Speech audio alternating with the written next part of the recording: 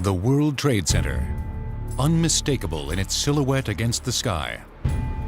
Its twin towers of steel, glass, and concrete reach more than 1,360 feet in the air, dominating the skyline as Manhattan's tallest structures. The pair has come to symbolize both the contemporary spirit and vitality of New York. I believe New York's icon at the moment is the World Trade Center. It's in every major picture around the world as symbolizing New York.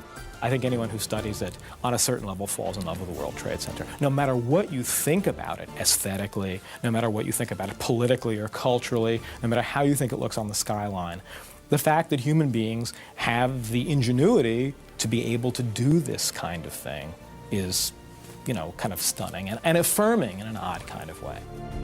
Nothing else like this had ever been built before or since. And I think the beauty, the architectural beauty of the World Trade Center is subtle and it's easy to underestimate. Each tower is 110 stories high, each floor an acre in size. Under each roof, 4 million square feet of space. But the towers are merely the focal point of what is an extraordinary complex of 7 buildings. In all, there are more than 12 million square feet of enclosed space. You have to imagine a small town concentrated vertically rather than spread out over 1,000 acres. It's concentrated on a 16-acre site. 40,000 people work here. Another 2 million visit each year. And although the complex was built to be a center for international trade, the reality is that few businesses here have much to do with foreign trade. Some 325 companies, from stockbrokers to high-tech firms, share this prestigious address with the U.S. Customs House, a Marriott hotel, and Manhattan's largest indoor shopping mall. Subway lines intersect here at the World Trade Center, so people can come in underground, never get wet, never get snowed upon, go to their office, go downstairs, do their shopping, grab lunch, come back to their office and go home underground, and you never go outside. So it's a city within a city. And supporting the city within a city is an elaborate infrastructure, dependable and vigilant. There's a whole building that exists inside of the World Trade Center that nobody gets to see because it's what runs the building, including all the stuff downstairs, the massive systems, electrical, air conditioning, and other, that actually allow us to sit here pretending that we're in a natural environment. Nothing could be less natural than a super tall building. Nothing could be less natural for its time than a building like the World Trade Center.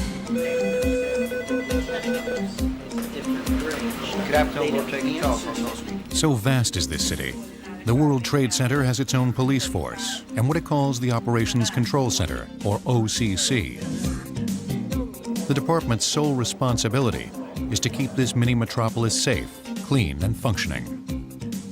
The Operation Control Center of the World Trade Center could be compared to the war room on board a warship. It's manned 24 hours a day, 7 days a week, and they respond to crises. The OCC can be found in the sub-basement in a series of windowless offices. Whatever goes on here at the World Trade Center is typically coordinated through that room. If a tenant has a flood on their floor from an air conditioner overflowing, that's where they call. If the fire department needs a security guard to open up doors, they're the ones that are sending the security people with the right keys to open up the door. More than 30,000 work orders are handled each year. The OCC monitors all emergency water and electrical systems, including the World Trade Center's immense refrigeration unit. I was overwhelmed with the size and scope of the machinery. It was larger than the flight deck of an aircraft carrier. I mean, just huge pipes on a scale which reminds one of Gulliver's Travels, so one feels like a Lilliputian among such huge machinery. 4 basements below the Twin Towers on 2.5 acres of concrete is the heart of the World Trade Center's air conditioning system. It's a system so massive, it can filter and circulate 9 million cubic feet of air per minute. We're roughly 60 feet below grade. We have 7 heat exchangers. They're some of the largest in the world. Each heat exchanger has a capacity of 7,000 tons. The equipment is used to cool both towers, their sister buildings, the shopping concourse, and the subway station. The first subway station to be air-conditioned in the United States. We bring in river water from the Hudson, and it runs through the heat exchangers and cools the water that we use for air conditioning. Engineers of the World Trade Center had considered conventional rooftop cooling towers, but the units would have been so enormous, there was concern that they would mar the appearance of the building. The solution lay nearby. Because the complex sits by the Hudson River, cold water could be pumped directly from the river and used to cool the massive system. Today, large intake pipes provide the refrigeration plant with 90,000 gallons of water per minute. River water is run through the system and then vented back out to the Hudson River. Of course, the Environmental Protection Agency keeps a close watch because they don't want too fierce of a temperature gradient because of the flora and fauna in the river itself. The World Trade Center complex has 71 escalators and 254 elevators that make as many as 450,000 trips a day. The express elevators can travel at speeds of up to 27 feet per second, or 19 miles per hour. The elevators are quite powerful. Each elevator has its own motor and its own motor generator set, generating about 480 horsepower. In case of a power failure, the World Trade Center has 6 emergency generators. This backup system can yield 7,200 kilowatts, enough to satisfy the needs of 4,000 suburban homes. It's just enough to power an elevator bank in each tower, stairway lighting, fire sprinklers, and other emergency essentials. In addition to that, we have now built a large diesel power plant on top of 5 World Trade Center, where we not only can provide emergency power to the facility, but we can provide emergency backup power to all of the tenants' computer needs. Even washing the 600,000 square feet of windows of the Twin Towers requires something out of the ordinary. Something dreamed up by its architect, Minoru Yamasaki, who was afraid of heights and did not want to have workers hanging over the side while washing the building. Automatic window washers were custom designed for each tower. Attached by cable and controlled by an operator, each moves along a rail at the top of the building and down miniature tracks embedded in the exterior columns. The window washing machines are marvelous pieces of machinery. Each one has a set of nylon brushes. 2 brushes, 18.5 inches, exactly how much is windows from 106 all the way down to the 9th floor. And a squeegee, and a 20-gallon tank, which holds a dose of detergent. And these machines go up and down the sides of the buildings, between the columns, cleaning 1 column of windows at a time. I clean with this machine half an hour, 100 windows for half an hour. 20 minutes going down washing, slow speed. 10 minutes comes up on fast speed. Then I move to 1 column to the other and send the washer again. For half an hour I am free. The washer does everything. The machine takes a full day to clean 12 window columns, 5 days to clean an entire side. When one side is finished, turntables on the roof guide the machine in position for the next side. In a month's time, it will have done all 4 sides and repeats the process. This is done just like clockwork from March to December. However, during the winter months, the operation is suspended because the water would freeze. Every corner of this synthetic city reveals the unexpected. Underground, as congested as any street in Manhattan. A loading dock where hundreds of trucks jostle for space to unload deliveries. 1,377 feet above, on the South Tower, the world's tallest outdoor viewing platform. On clear days, visibility is 45 miles with dazzling views of New York and New Jersey. Today, the World Trade Center has become an icon for success, ambition, and Manhattan itself. We see it in ads and on television. We've become so familiar with it that it's now entwined with the New York of our imagination. And remarkably, after all this time, it continues to inspire awe. But the sheer size of them, I think, represent a moment in history that is lost today, and that we can only look back and be impressed with the ambition and the almost heroism of the project at the time. Uniform in color, but constantly changing with the light, the towers of the World Trade Center are among the most distinctive on the globe. To conceive something on this scale would take a diligent corps of visionaries and engineers. Completed in 1974, the Twin Towers remain the tallest buildings in New York City. That's a venerable accomplishment given the city's long history of erecting skyscrapers to rival those that came before. But neither the World Trade Center nor any other tall building would have been possible without two engineering developments. First, the elevator. You can't have a tall office building without the elevator. And the first commercial building that was built with an elevator was the Equitable Life Assurance Company's headquarters on Broadway, built in the late 1860s. The next major advance was the development of the steel skeleton frame, which occurs in 1888 when the Tower Building is built, which was probably the world's first building with a steel skeleton frame. With the steel skeleton and the elevator, the Manhattan skyline began an extraordinary transformation. Within only a few years after the Tower Building was completed in the late 1880s, you have enormous skyscrapers being built that were rising 20, 30 stories. These would not have been possible either if the economics hadn't changed, if banking and commerce and trade and the insurance businesses weren't growing.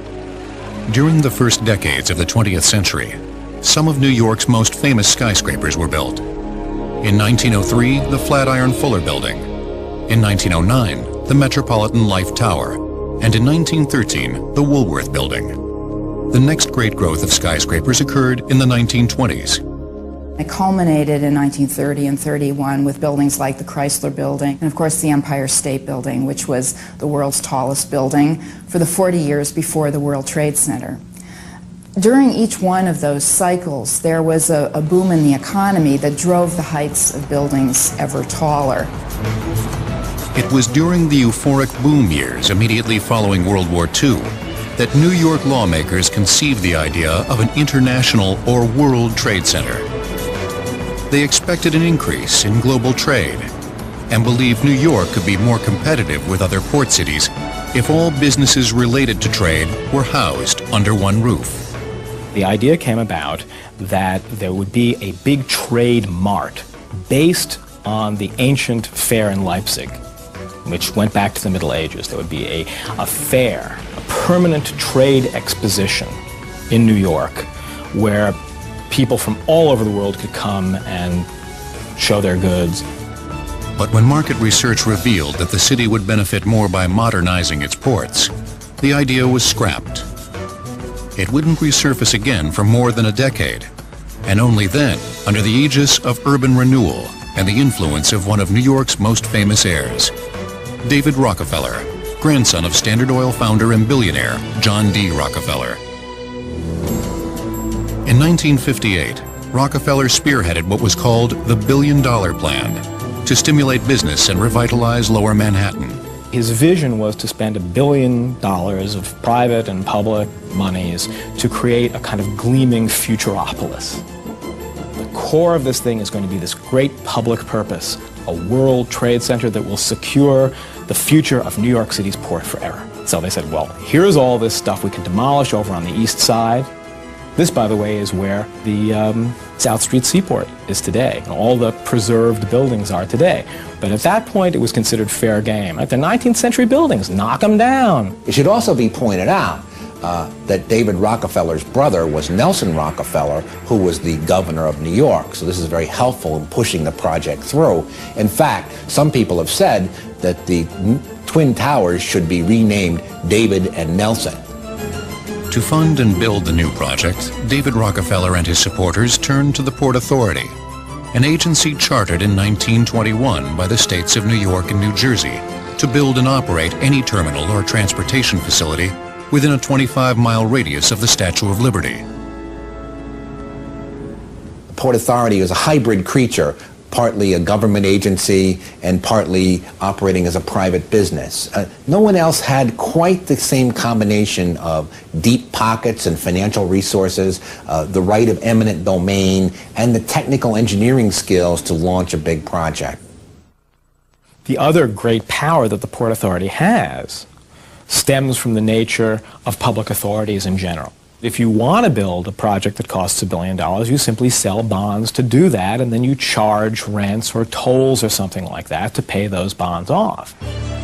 The self-supporting agency built, owned, and operated several megastructures, such as the Lincoln Tunnel and the George Washington Bridge. By the early 1960s, the World Trade Center project was added to its portfolio under the auspices of Port Authority Director Austin J. Tobin. There was a kind of professionalism that the Port Authority was known for in its engineering and its planning and its whole way of carrying things out, which was really impeccable. Really impeccable. And Tobin was the guy who did that, and he was the central point of control. He was the Sun King. It was decided, okay, it's going to be a large project, it's going to be done by the Port Authority, it's going to be concerned with world trade. So far, so good. The original plan was to put it on the east side of Lower Manhattan. Bear in mind that the Port Authority is a bi-state agency. So understandably, the governor of New Jersey was concerned. He said, well, you're building this World Trade Center for New York. What are you going to do for us? The Port Authority agreed to take over New Jersey's bankrupt Hudson and Manhattan Commuter Railroad, now known as PATH for Port Authority Trans-Hudson. The railroad had been running since 1908 and was in dire need of a facelift. Its terminus was on the west side of Lower Manhattan. Once this deal was in place, that New Jersey was getting the PATH, New York was getting the Trade Center, gradually it hit everyone. Why not put it on the west side, and then you could do two projects at once? It was a brilliant breakthrough, and the governor of New Jersey said, at least we can see the damn thing. The World Trade Center project was moved from the east side to the middle of a neighborhood known as Radio Row. This was the center of the radio industry, where I remember going down there as a child with my father to buy radio tubes. It was a sort of a bazaar of retailers, mostly involving consumer electronics of some kind. And this was where the first TVs were sold off the shelves in the United States. I mean, this was the consumer appliance mecca. Radio Row merchants protested, but their shops would vanish by way of the wrecking ball as plans to build the biggest complex in Lower Manhattan geared up. Ultimately, they didn't have much of an argument when you compared what, in the minds of the various judges who heard the cases, was the public good.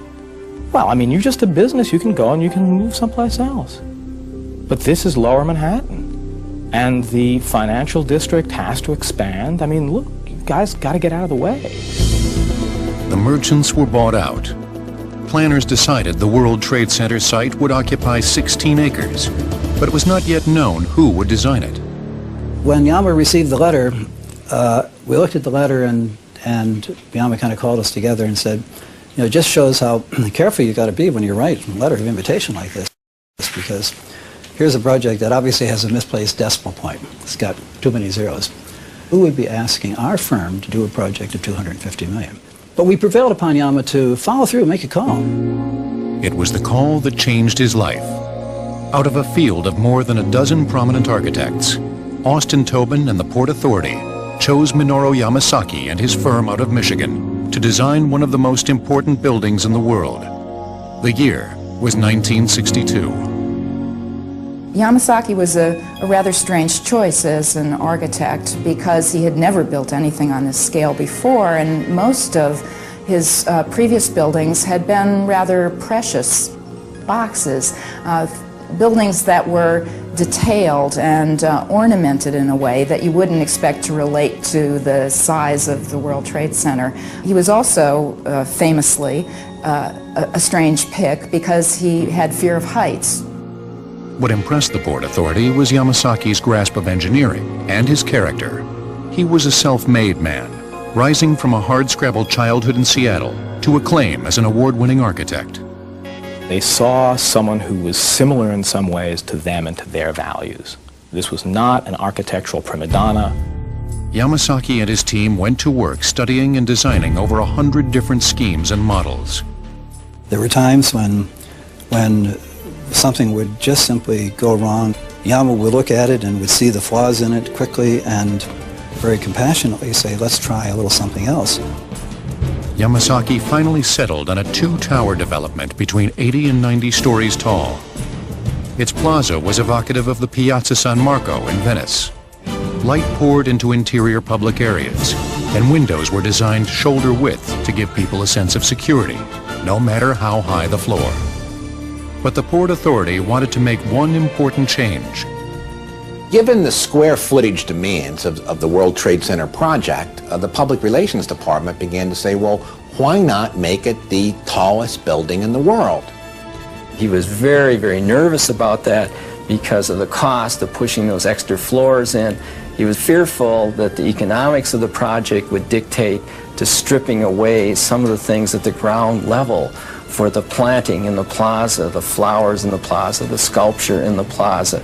And even in the lobbies, the amount of marble that's in the lobbies, the stainless steel doors, all of these things that he was so fond of. The budget was increased. Little, if anything, would be scaled back. And the famous 1,250-foot Empire State Building, the tallest building in the world since 1931, was about to be eclipsed by the new 1,360-foot towers of the World Trade Center. The World Trade Center was conceived back in the 1960s when I think American ambition and a faith in technology was really at its peak. If you think of the other sort of supersized topics of the day like jumbo jets, you have some sense of the sort of ambitious love of bigness that the World Trade Center represents. But to achieve that bigness, it would take engineering innovations and an army of workers manning revolutionary equipment. Since it opened in 1931, the Empire State Building had held the title of the world's tallest building. Now, over 35 years later, the formidable task presented to engineers and architects was how to build a structure 100 feet taller than the Empire State Building, and do it twice. This massive undertaking presented a number of unique and complex challenges. First, there was the matter of the building site itself. A major problem in the construction of the World Trade Center was the fact that it was going to be built in Lower Manhattan in an area which was fundamentally fill. You have to think about the geology of the area. Lower Manhattan represents the confluence of 2 large rivers and the ocean. Since the 1600s, the waterfront had been extended by over 700 feet by landfill operations. It had been filled with dirt, rubble, old piers, and wharves. To reach bedrock, engineers would have to dig down 65 feet and at the same time not disturb the foundations of the surrounding buildings. If you start to dig a hole, what happens is that if you only go down 3 feet, your hole fills up with water. They needed to dig not just a 3-foot hole, but a very, very large hole. It would have been the equivalent of pumping out the entire Hudson River. Not only that, even if you were able to pump all the water out, which is virtually impossible, the surrounding buildings would have collapsed. The first obstacle then was how to control and remove the water while laying the foundation of the enormous structures. They had to come up with extremely unique and wonderful engineering techniques to actually pour that foundation while all this water was pressing in on the foundation structure itself. The solution came from engineer Ray Monti, who would utilize the slurry trench method. It had been used for subway construction in Europe and in Canada, and now would be used for the first time in the United States. For this project, excavating machines would dig a 3-foot wide trench down to bedrock. As dirt and rock were removed, they would be replaced by the slurry. The slurry is a mixture of water and bentonite, a type of expansive gray clay that has a swelling tendency and would plug any holes along the side as excavators dug deeper. The trench was dug in 22-foot segments. Then, the workers lowered into each slurry-filled segment a pre-assembled 7-story high steel cage of reinforcing rods, weighing 65 tons. The cage provided a framework for the concrete wall that was to come. The concrete would be poured in at the top of the trench through a pipe that resembled an elephant's trunk. The concrete was heavier than the clay, so it sank to the bottom, and the clay rose up and was reclaimed and used for the next section of trenching. All in all, construction workers had to make 152 of those 22-foot trench segments to enclose an area 2 blocks wide and 4 blocks long. It was like building a bathtub, only it's a bathtub in reverse. The purpose of this bathtub, 800 feet long, 200 feet wide, 70 feet deep, was not to contain water, but to keep water out. And the bathtub, you could have swum, Moby Dick could have done laps in the bathtub because it was that big. A unique method and used extensively now. In fact, a number of people from other cities come to look at how the Trade Center was built, for example, in Denver, and are using the same method. The site posed another major challenge. The tunnels containing the PATH commuter rail lines lay underground within the excavation area. Over 130,000 passengers traveled daily on these lines. They had to dig around these extremely ancient cast iron tunnels for the Hudson Tubes, what is now the PATH, Port Authority Trans-Hudson commuter line. And these were really, really old, fragile, literally tubes in which these trains ran. And to do the foundation work required almost microsurgery to excavate all around these and support them while they were doing all the foundation work and then raising the building over it.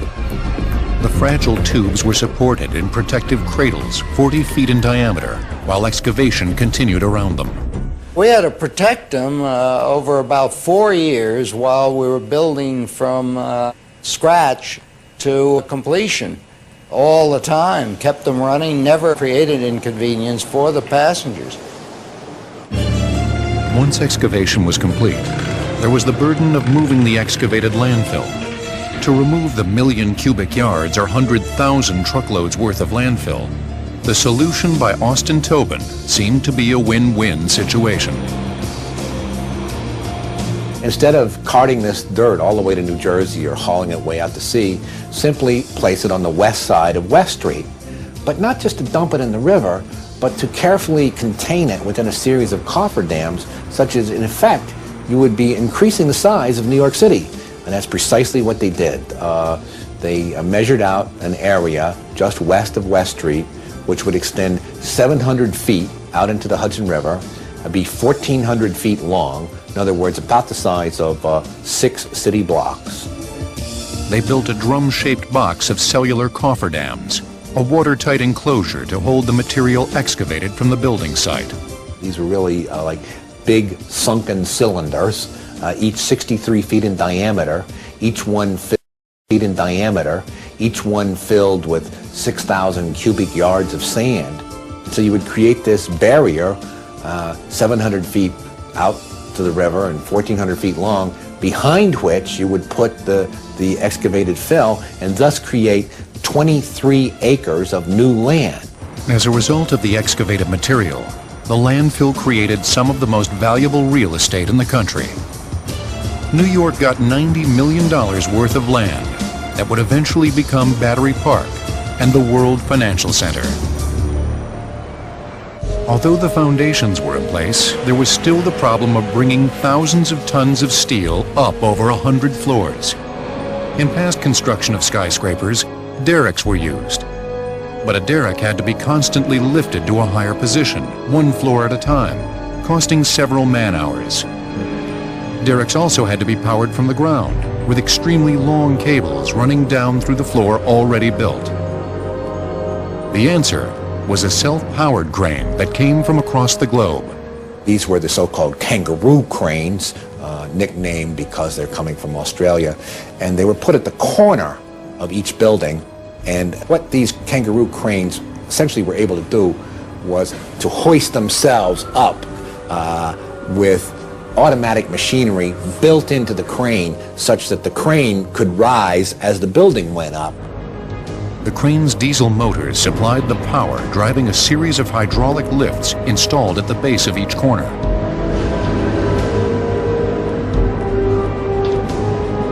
Then an interesting problem at the very end is how do you get the kangaroo crane down?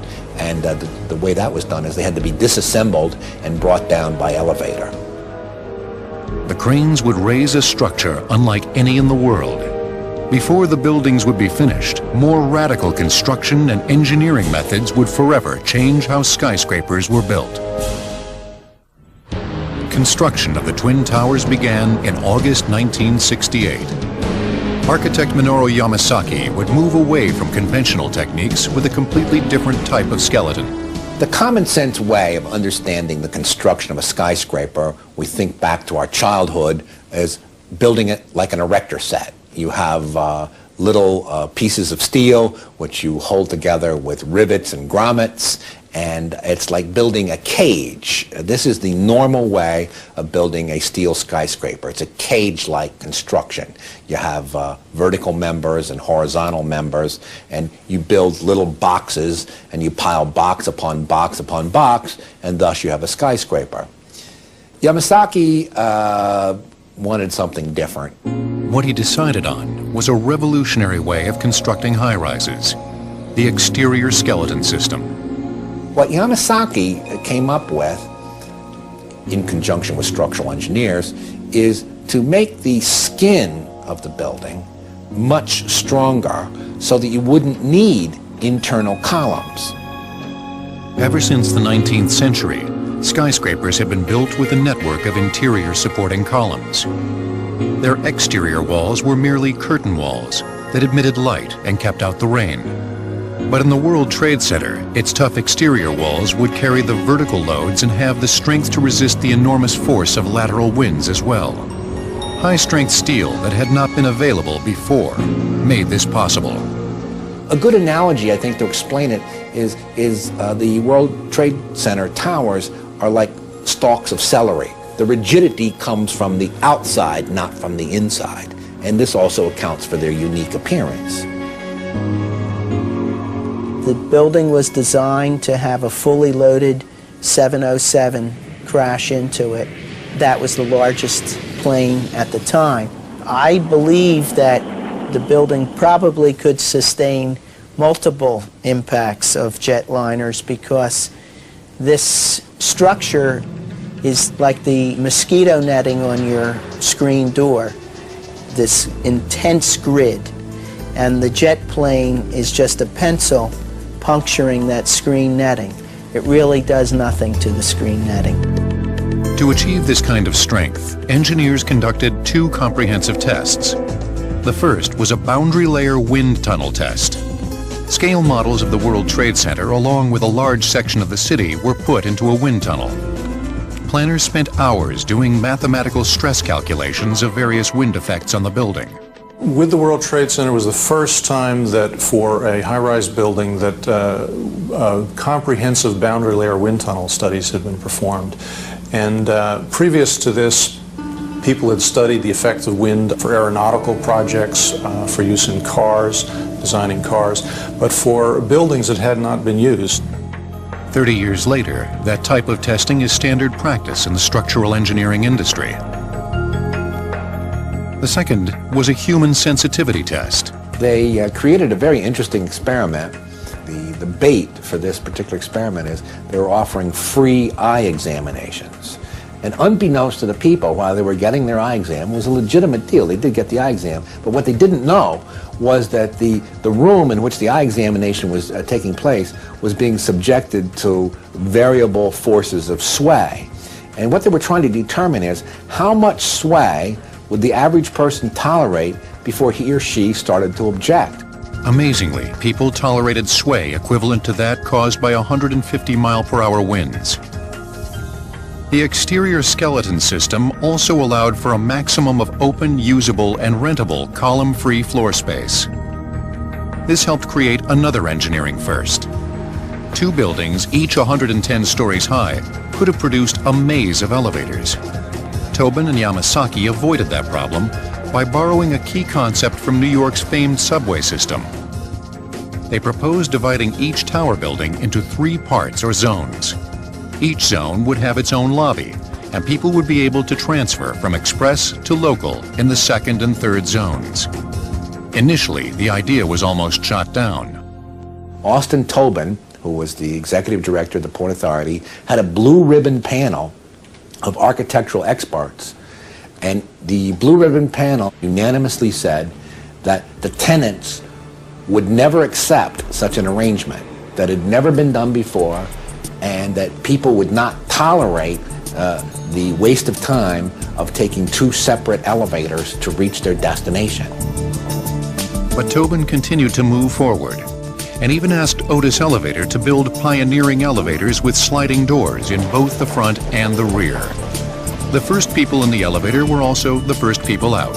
As it turns out, people readily accepted it because the truth was that this system, even though it involved 2 rides, the express ride and the local ride, actually saved time and resulted in a shorter wait. We're essentially 3 buildings stacked one on top of another.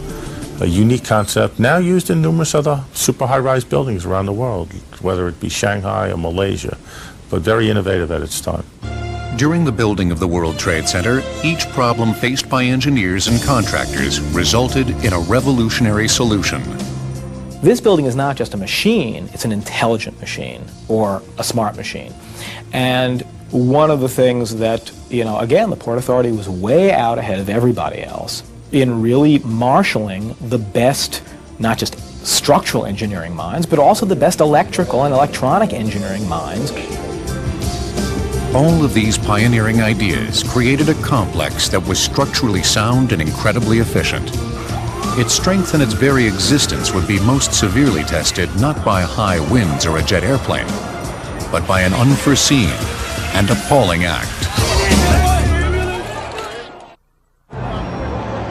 On February 26, 1993, a horrific act of international terrorism struck the United States. In an attempt to bring down the Twin Towers, Islamic terrorists called the Fifth Liberation Army planted a bomb equivalent to 2,200 pounds of TNT in the parking garage of the 2nd floor basement of Tower 1 at the World Trade Center. At 12:18 p.m., a huge explosion left 6 people dead and more than 1,000 injured. It was just a day that you don't forget. I wasn't injured at all in the bombing. I just was hit by a falling ceiling tile, and I guess it wasn't my time. I was about 150 feet from ground zero. And I took the elevators down to the B2 level, was walking down the hallway that day, and I just entered the door to my office, and the bomb went off. All I remember is a tremendous loud sound and a blast of wind going behind me. And the secretary that was walking with me that day, and she was heading down the hall to the carpenter's office, both of her legs were broken by this blast of wind. She wasn't hit by anything other than the blast force. Then within about a half a second, my mind had realized that it was a bomb, and that's what I yelled to everyone in the office: "It's a bomb, get out." The massive explosion ripped through the basement floor, creating a hole 100 feet wide, 4 stories deep, a tomb of crumpled cars, concrete, and twisted steel. However, the apocalyptic devastation hoped for by the terrorists did not come to pass. There was much damage caused by the explosion, but it was all in the surrounding area and very little inside of the footprint of the building, despite the fact that the bomb was placed immediately adjacent to it. Fortunately, the World Trade Center had been constructed to withstand hurricane winds of up to 150 miles per hour. The energy impact from those winds far exceeds the impact from the bombing. While the bomb was similar to the one that completely destroyed the Murrah building in Oklahoma City, the steel vertical columns of the World Trade Center did not flinch. An analogy that one might put to that is if you take a firecracker and you put the firecracker on the ground and you put a can over it. Anyone who's done that realizes that the can goes shooting up in the air and the ground doesn't move. Well, the building was analogous to the ground. It didn't really move. That wall was very strong relative to anything else around, and so the force of the explosion, the shock wave, basically hit that surface and reflected. All that it caused was a crack in one of the support columns that you could stick a dollar bill through on one side. The other three sides of the column remained intact, and the loads just transferred to all the other structural steel in the complex. What concerned engineers most was the bathtub-like 7-story basement of the Trade Center complex that keeps out the waters of New York Harbor.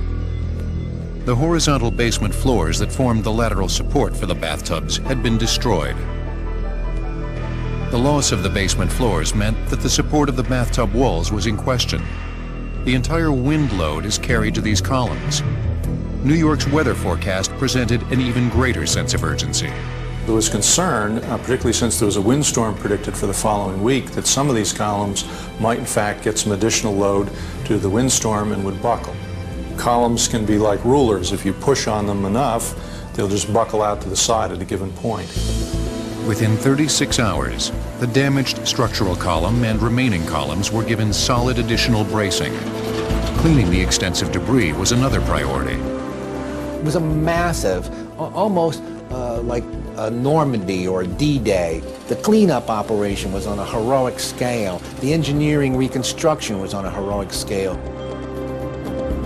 Working round the clock, an army of engineers, maintenance people, and construction workers removed over 6,000 tons of debris. Final cleanup and repair costs reached more than $500 million. 20 days after the blast, the World Trade Center reopened its doors. The first tenant to move back into his office was New York Governor Mario Cuomo. It's clean, it's comfortable, don't worry about it. New emergency communications were installed at key locations, and increased security for truck deliveries and pickups were implemented. Tenants and visitors conducting business at the World Trade Center now wear electronic identification badges, and access to the basement parking lots is restricted to tenants only.